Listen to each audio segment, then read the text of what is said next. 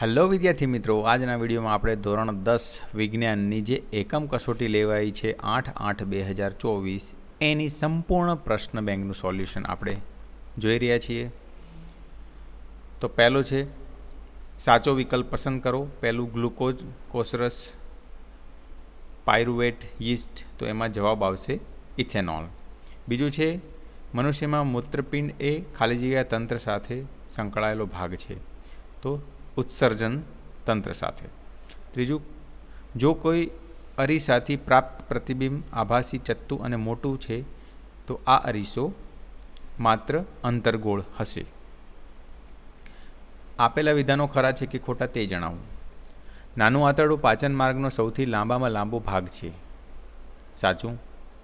માછલી ત્રિકોટરીય હૃદય ધરાવે છે. ખોટું. બહિર્ગોળ અરીસાના મુખ્ય અક્ષને સમાંતર દિશામાં આપાત થતું પ્રકાશનું કિરણ પરાવર્તન પામ્યા બાદ તેના વક્રતા કેન્દ્રમાંથી વિકેન્દ્રિત થતું હોય તેવો ભાસ થશે. ખોટું. અંતર્ગોળ લેન્સ દ્વારા હંમેશા પ્રતિબિંબ આભાસી મળે છે. સાચું. ખાલી જગ્યા પૂરો. રંધ્રો કે છિદ્રોના ખુલવા બંધ થવાની ક્રિયા રક્ષક કોષો, એ જવાબ આવશે, દ્વારા થાય છે. જઠરમાંથી નાના આંતરડામાં જતો ખોરાકનો જથ્થો મુદ્રિકા સ્નાયુ પેશી દ્વારા નિયંત્રિત થાય છે. 10. મોટવણીનું મૂલ્ય ધન હોય તો તે પ્રતિબિંબ ચત્તુ છે. કોઈ વસ્તુનું વાસ્તવિક અને ઊંધું પ્રતિબિંબ મેળવવા માટે અંતર્ગોળ લેન્સનો ઉપયોગ થાય છે. લાળ રસમાં ખાલી જગ્યા એટલે કે એમાઇલેઝ ઉત્સેચક હોય છે. 13. જો શુદ્ધિકારક લેન્સનો પાવર -1.d હોય તો સૂચવેલો લેન્સ અંતર્ગોળ છે. એક વાક્ય કે એક શબ્દમાં ઉત્તર આપો. નાના આંતરડામાં આવેલા આંગળી જેવો પ્રવર્ધોનું નામ તો રસાંકુરો કહે છે. કયો અરીસો વાહનોની હેડલાઇટમાં પ્રકાશના શક્તિશાળી સમાંતર કિરણ જૂથ મેળવવા વપરાય છે? તો અંતર્ગોળ. પ્રશ્ન 1b, તફાવત આપો. સ્વયંપોષી પોષણ અને વિષમપોષી પોષણ. તો અહીંયા તફાવત આપ્યા જ છે. તે લીલી વનસ્પતિ અને કેટલાક જીવાણુમાં જોવા મળે છે, તો વિષમપોષીમાં તે પ્રાણીઓમાં અને ફૂગમાં જોવા મળે છે. આ રીતના તફાવત છે, તમારે જોઈ લેવા. તફાવત આવો ધમની અને શિરા. તો ધમની અને શિરાની વાત કરીએ તો હૃદયથી અંગો તરફ રુધિર લઈ જતી રુધિર વાહિનીને ધમની કહે છે, અને શિરામાં અંગોથી હૃદય તરફ રુધિર લઈ જતી રુધિર વાહિનીને શિરા કહે છે. આપણા જઠરમાં એસિડની ભૂમિકા જણાવો. ખોરાક સાથે જઠરમાં દાખલ થયેલા બેક્ટેરિયા અને અન્ય સૂક્ષ્મ જીવોનો નાશ કરે છે. જઠરમાં એસિડિક માધ્યમ જાળવે છે. પેપ્સિન ઉત્સેચકની પ્રક્રિયામાં મદદરૂપ થાય છે. અદ્રાવ્ય ક્ષારોને ઓગાળે છે. તો આ બધા એના ભૂમિકા છે. અંતર્ગોળ અરીસા અને બહિર્ગોળ અરીસા વચ્ચેનો તફાવત જણાવો. તો અંતર્ગોળ અને અરીસા અને બહિર્ગોળ અરીસાની વાત કરીએ તો તેની અંદરની સપાટી પરાવર્તક હોય છે, તેની બહારની સપાટી પરાવર્તક હોય છે. તેના વડે વાસ્તવિક તેમજ આભાસી એમ બંને પ્રકારના પ્રતિબિંબ મળે છે. તેના વડે ફક્ત આભાસી પ્રતિબિંબ મળે છે. તો આ રીતના તફાવતના મુદ્દા જોઈ લેવા. નીચેની પરિસ્થિતિમાં કયા અરીસાઓ વપરાય છે તે જણાવો. દાઢી કરવામાં તો અંતર્ગોળ અરીસો, અને વાહનની પાછળનું દ્રશ્ય જોવા માટે તો બહિર્ગોળ અરીસો. છઠ્ઠો પ્રશ્ન, આપણા શરીરમાં ચરબીનું પાચન કેવી રીતે થાય છે? તો એનો જવાબ સંપૂર્ણ અહીંયા આપેલો છે વિદ્યાર્થી મિત્રો, તમારે ધ્યાનથી જોઈ લેવો. 7 નંબર, માનવ ફેફસામાં વાત વિનિમયની પ્રક્રિયા સમજાવો. તો એનો પણ સંપૂર્ણ જવાબ અહીંયા લખેલો છે. શાંતિથી વિદ્યાર્થી મિત્રો તમારે જોઈ લેવું. 8, વનસ્પતિમાં પાણી અને ખનિજ ક્ષારોનું વહન કેવી રીતે થાય છે? તો જવાબ આપ્યો છે પાણીના સંવહનનો માર્ગ, પછી મૂળ દ્વારા પાણીનું શોષણ. તો મૂળ પ્રકાંડ અને પર્ણોમાંની જલવાહિનીઓ અને જલવાહિનીઓ પરસ્પર જોડાઈને પાણીના સંવહનનો સળંગ માર્ગ બનાવે છે. પછી મૂળના કોષો ભૂમિમાંથી સક્રિય સ્વરૂપે આયનોનું શોષણ કરે છે. તો આ રીતના ખનિજ ક્ષારોનું વહન થાય છે, એ તમારે જોઈ લેવું. પ્રકાશના પરાવર્તનના નિયમ લખો. પ્રકાશના પરાવર્તનના નિયમો નીચે મુજબ છે. આપાત કોણ I અને પરાવર્તન કોણ R સમાન હોય છે, મતલબ કે I બરાબર R. અને બીજું, આપાત કિરણ અરીસાની આપાત બિંદુએ સપાટી પર દોરેલ લંબ અને પરાવર્તિત કિરણ બધા એક જ સમતલમાં હોય છે. પ્રકાશના વક્રીભવનના નિયમ લખો. તો અહીંયા 3 નિયમો તમને આપેલા છે, તમારે જોઈ લેવો. વિભાગ બી 2A સાચો વિકલ્પ પસંદ કરો. તો પહેલો જે છે એમાં 5 સેન્ટીમીટર કેન્દ્ર લંબાઈનો બહિર્ગોળ લેન્સ આવશે જવાબ.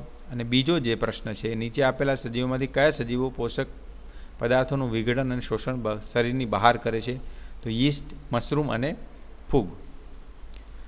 3 નીચે આપેલ કઈ પરિસ્થિતિમાં અંતર્ગોળ અરીસા દ્વારા વસ્તુનું મોટું અને વાસ્તવિક પ્રતિબિંબ મળે છે? તો સી ઓપ્શન આવશે.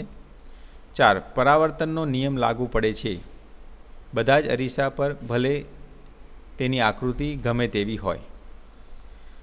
ખાલી જગ્યા પૂરો. તો પહેલો 5મો પ્રશ્ન છે એમાં CO2 આવશે. 6થો છે એમાં એસિડ અને ગ્લિસરોલ આવશે જવાબ. 7મામાં ધમની જવાબ આવશે. ધમની હૃદયથી શરીરના વિવિધ અંગો સુધી રુધિર લઈ જાય છે.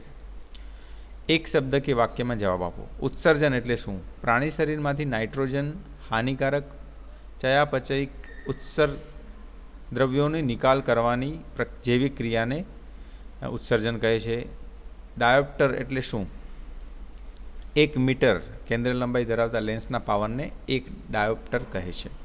વસ્તુમાંથી આવતું મુખ્ય અક્ષને સમાંતર પ્રકાશનું કિરણ બહિર્ગોળ લેન્સ દ્વારા વક્રીભવન પામી ક્યાં મળે છે? તો મૂળ સ્થાન કેન્દ્ર F પર મળે છે. 2B પોષણ એટલે શું? તેના પ્રકાર જણાવો. તો પોષણની વ્યાખ્યા આપી છે અને તેના પ્રકારો સ્વયંપોષી પોષણ, વિષમપોષી પોષણ. શ્વસન એટલે શું? તેના પ્રકારો તો એની વ્યાખ્યા આપી છે અને 2 પ્રકારો જારક શ્વસન અને અજારક શ્વસન છે. સમતલ અરીસાથી મળતી મોટવણી +1 છે. આનો અર્થ શું થાય? તો આનો અર્થ થાય કે પ્રતિબિંબ અરીસાની પાછળ હશે. પાણી ભરેલા પાત્રમાં ડૂબેલી પેન્સિલ જોતાં તે તૂટેલી દેખાય છે. આ ઘટનાને વ્યાખ્યાયિત કરો. તો સંપૂર્ણ જવાબ અહીં આપ્યો છે. પેન્સિલના પાણીમાં ડૂબેલા ભાગ પરથી આવતા પ્રકાશના કિરણો પાણીમાંથી હવામાં પ્રવેશે છે ત્યારે પાણીની સપાટી આગળથી વક્રીભવન પામે છે.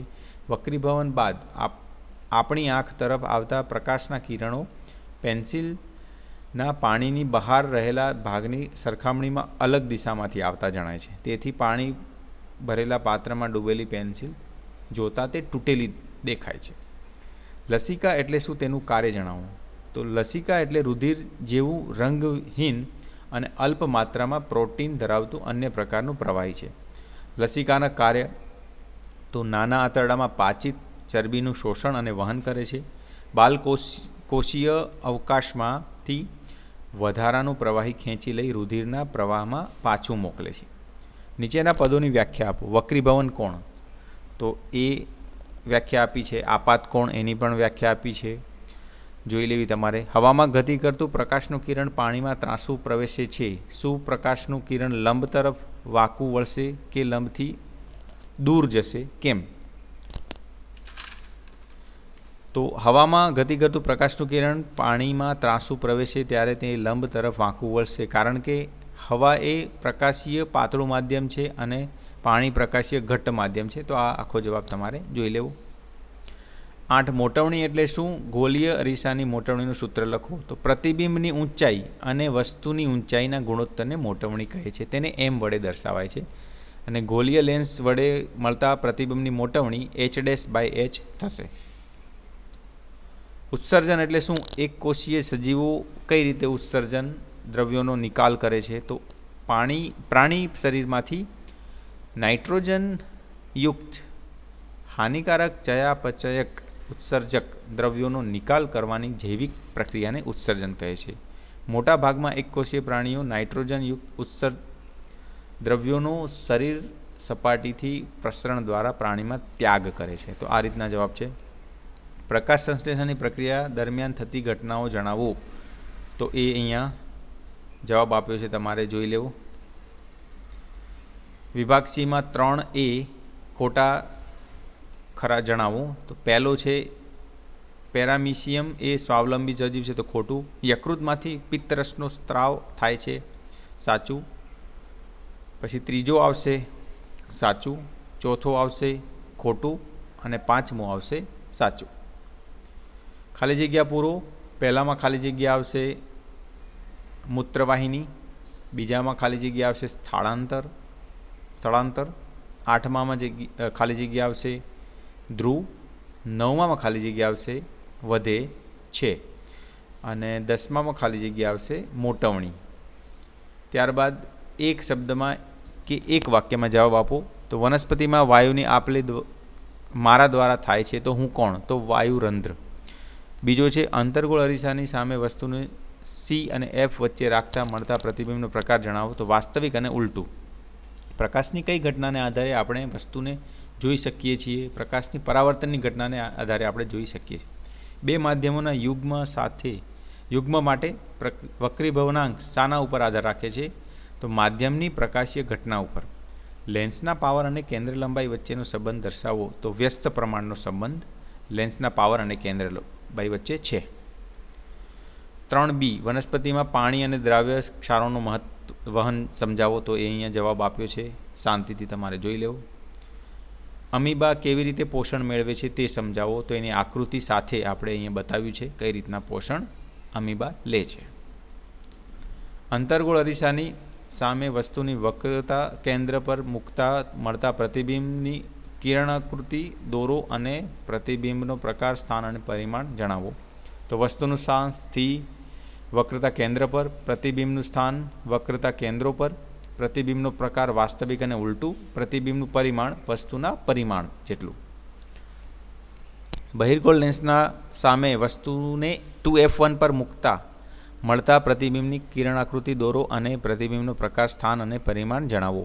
તો એનો જવાબ અહીંયા આપ્યો છે, તમારે જોઈ લેવો. ફેફસામાં વાયુ કોષ્ઠોની અને મૂત્રપિંડમાં મૂત્રપિંડ નલિકાની રચના અને તેઓની ક્રિયાવિધિની તુલના કરો. તો તુલના અહીંયા તફાવત આપ્યો જ છે, જોઈ લેવો તમારે. વિભાગ ડી 4A.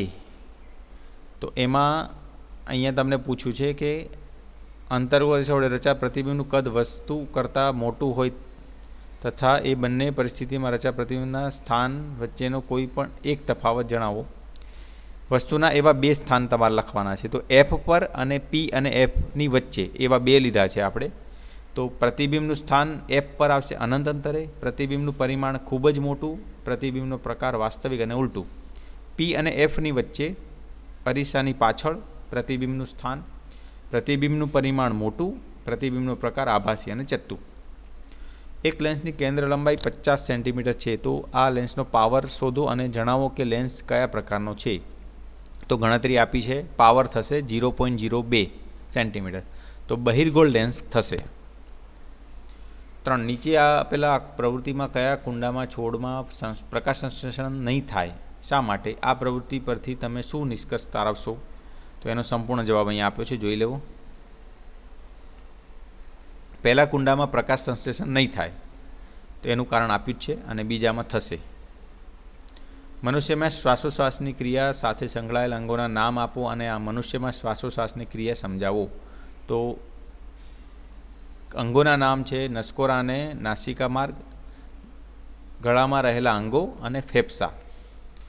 મનુષ્યમાં શ્વાસોશ્વાસની ક્રિયા એ આપ્યું જ છે, તમારે જોઈ લેવું.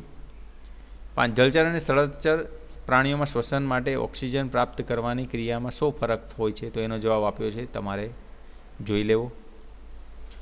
આ વિભાગમાં કુલ 5 પ્રશ્નો આપેલા છે, તે પૈકી કોઈ પણ એક પ્રશ્નનો જવાબ આપો. તો અહીંયા આકૃતિમાં 1, 2, 3, 4 ભાગોના નામ લખવાના છે. તો મુખ, બીજું થશે અન્નનળી, ત્રીજું જઠર અને પાંચમું સ્વાદુપિંડ. મનુષ્યમાં નાના આંતરડામાં ખોરાકનું પાચન સમજાવો. તો સંપૂર્ણ અહીંયા તમને આપ્યું છે જવાબ, તમારે જોઈ લેવો. 3 મૂત્રપિંડ નલિકાની રચનાની આકૃતિ દોરી મૂત્ર નિર્માણની ક્રિયાઓ ટૂંકમાં સમજાવો. તો અહીંયા સંપૂર્ણ જવાબ તમારે આપ્યો છે, જોઈ લેવો. 4 મનુષ્યના હૃદયની નામ નિર્દેશનવાળી આકૃતિ દોરી હૃદયની કાર્યપદ્ધતિ સમજાવો. તો એનો પણ આકૃતિ સહિત સંપૂર્ણ માહિતી અહીંયા કાર્યપદ્ધતિ આપી છે, જોઈ લેવી. અંતર્ગોળ અરીસાના સંદર્ભમાં નીચેના પદોને એક જ આકૃતિ દોરી વ્યાખ્યાયિત કરો. તો વક્રતા કેન્દ્ર, તો આકૃતિ આપી છે અને એની વ્યાખ્યા આપી છે. પછી છે વક્રતા ત્રિજ્યા, એની પણ વ્યાખ્યા આપી છે, આકૃતિ આપી છે. મુખ્ય કેન્દ્ર, એની પણ આકૃતિ સહિત વ્યાખ્યા આપી છે. કેન્દ્ર લંબાઈ, તો ગોલીય અરીસાના ધ્રુવ અને મુખ્ય કેન્દ્ર તરફ વચ્ચેના અંતરને અરીસાની કેન્દ્ર લંબાઈ કહે છે. તેને F વડે દર્શાવાય છે. અંતર PF ગોલીય અરીસાની કેન્દ્ર લંબાઈ દર્શાવે છે. તો આ રીતના વિદ્યાર્થી મિત્રો આપણે સંપૂર્ણ એકમ કસોટીનું સોલ્યુશન ધોરણ 10 વિજ્ઞાનનું જોયું. તો આ વિડીયો કેવો લાગ્યો કોમેન્ટ કરીને જરૂરથી કહેજો. ધન્યવાદ.